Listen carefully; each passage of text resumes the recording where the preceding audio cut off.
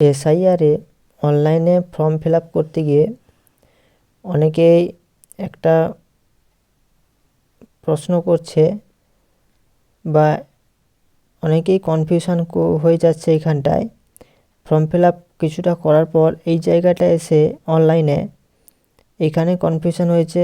এখানটা যেখানে বলছে যে যেরকম অফলাইনে ফর্মে ছিল যাদের 2002-এর লিস্টে নাম আছে তারা কোন অপশানটা ক্লিক করবে, এবং যাদের 2002-এ নাম নেই তারা কোন অপশানটা ক্লিক করবে, এবং যাদের ফ্যামিলির কারোরই নাম নেই 2002-এর লিস্টে বা তারও আগের লিস্টে লাস্ট এসআইআরে, তারা কোন অপশানটি ক্লিক করবে।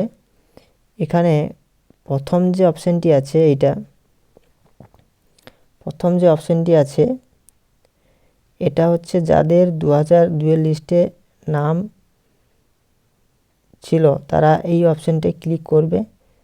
প্রথম অপশানটা যেটা আছে যাদের 2002-এর লিস্টে নাম ছিল তারা এই অপশানটি ক্লিক করবে।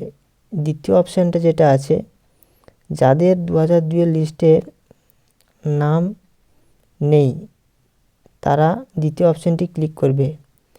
নাম নেই তারা দ্বিতীয় অপশানটি ক্লিক করবে, এবং তাদের রিলেশানে বাবা মা, ঠাকুরদা বা ঠাকুমা কারোর যদি নাম থাকে তারা দ্বিতীয় অপশানটি ক্লিক করবে।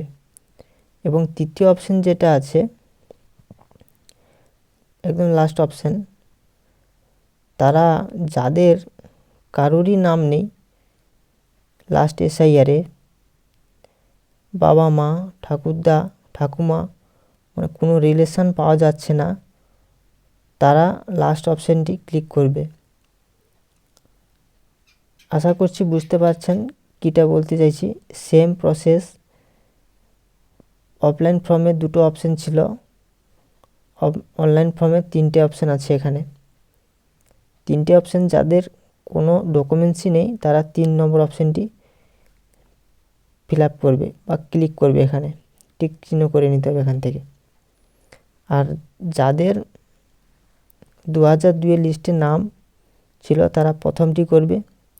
যাদের 2002-এর লিস্টে নাম ছিল না এবং বাবা মা, ঠাকুরদা, ঠাকুমার নাম আছে তারা 2 নম্বরটি ক্লিক করবে। আশা করছি ক্লিয়ার হয়ে গেছে এখান থেকে।